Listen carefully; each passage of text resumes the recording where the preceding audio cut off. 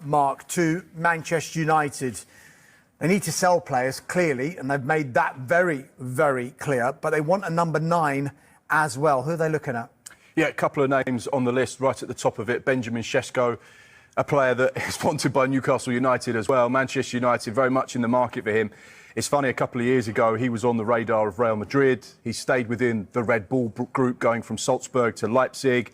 He's been watched by Premier League clubs since he was a teenager, really. And it feels like now this is the summer where he is available and potentially available for Premier League sides. It's an expensive deal to make happen, but we know that Manchester United are interested in the 22-year-old. They're also interested in Ollie Watkins as well, but that deal potentially could be quite difficult because of Aston Villa's stance and reluctance to sell a key member of their first team.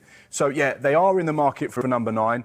I should imagine they'll get one, but what it looks like at this stage, we're not quite sure. But those are 2 players that are definitely very much on their radar. Yeah, and it's interesting as well because this one has been driven by their recruitment director, Christopher Vivell, who was actually the Red Bull scout at Red Bull Salzburg, and he brought him Sesko in as a 16-year-old. Just a couple of other lines with regard to Manchester United and the latest on Jadon Sancho. Borussia Dortmund remain interested in signing him. He, of course, joined United from Dortmund back in 2021, went on loan back to Dortmund for the second half of the 2023-24 season. Performed pretty well as well, didn't he? Got him to the Champions League final.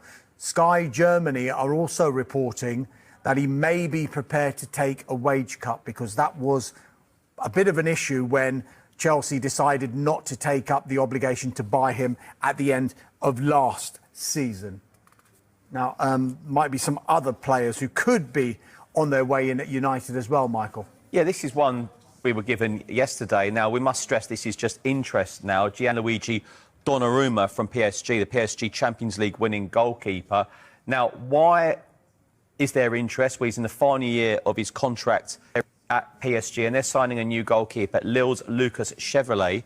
So, but we are told there's a possibility he might stay and challenge for that spot as well. But look, looking at what United have had over the last couple of seasons, if that was to happen, that would be a huge, huge signing for Ruben Amorim, wouldn't it, Donnarumma? Well, it's the type of player that Manchester United fans want to be associated with. Champions League winner, someone that's coming for a big club.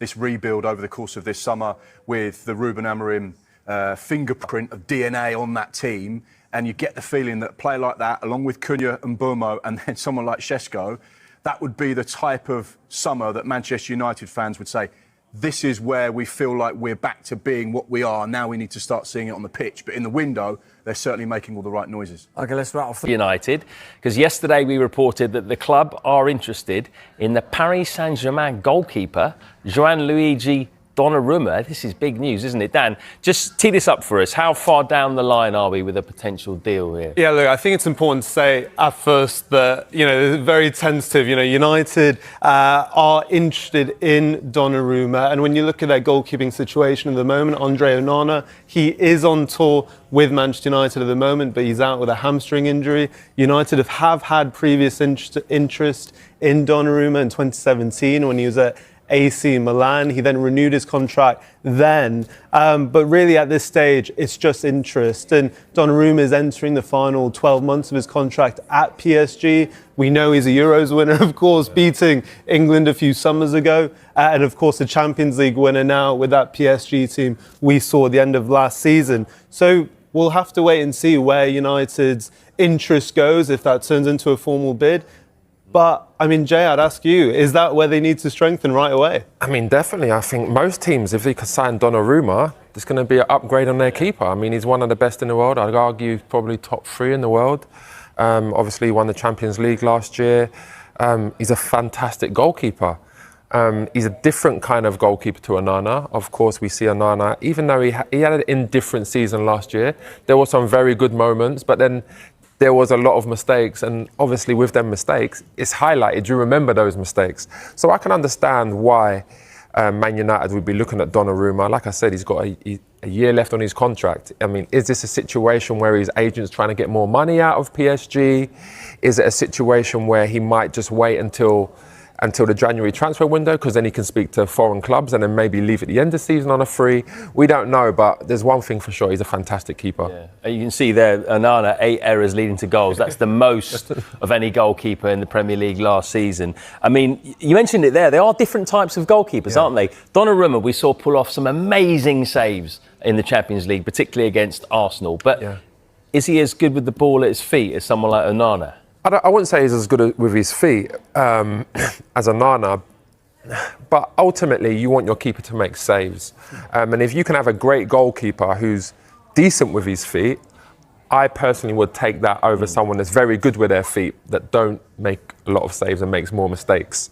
Yeah, I mean, I do think that you have to remember, yes, Onana did have a few mistakes last season, but he also did have a few man-of-the-match performances as well. I mean, I remember one in particular against Brentford. You know, he made a fantastic double save, among many others, that game. And he also won save of the month a few occasions last season as well. So, yes, he had some mistakes in him. But I think Manchester United as a whole, as you know, Jay, when a squad themselves aren't feeling all that confident, maybe does a goalkeeper, a forward, maybe need a bit more empathy, even though those positions get so much more attention. I mean, yes, but I think the way keepers are judged, especially at the biggest clubs in the world, the top clubs, is they're not going to have many shots to save. You know, you look at like Alisson, you look at Edison, you know, you look at them kind of keepers in the Premier League, they might have 2 shots to save in the 90th minute.